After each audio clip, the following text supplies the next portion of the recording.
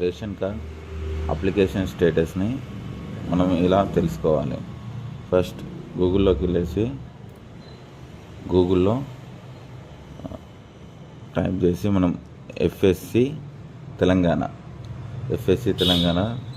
Type చేసి దాంట్లో వచ్చేసి food security act second option food security యాక్ట్ని సెలెక్ట్ చేసుకొని సైట్ ఓపెన్ అయినాక ఆ సైట్లో మనం ఎఫ్ఎస్సి సెర్చ్ క్లిక్ చేసి దాంట్లో మనకి 3 ఆప్షన్లు అనేవి చూపిస్తాయి.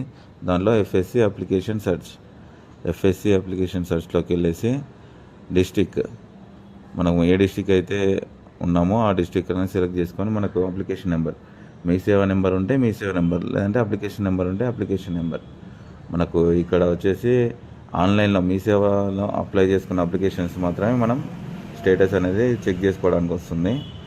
ప్రజాపాలనలో ఇచ్చిన దరఖాస్తులు అనేవి మనం చెక్ చేసుకోలేము.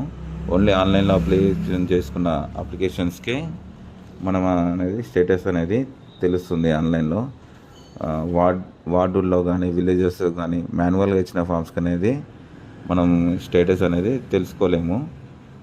మనం మీ సేవలో అప్లై చేసుకున్న తర్వాత ఒకటి అప్లికేషన్ రిసిప్ట్ అనేది వస్తుంది నెంబర్. ఆ నెంబర్ అనేది మీ సేవ నెంబర్ అప్లికేషన్ రిసిప్ట్ పైన ఉంటుంది. ఆ నెంబర్ ఎంట్రీ చేసుకొని సెర్చ్ అంటే మనకు డీటెయిల్స్ అనేది కింద చూపిస్తుంది.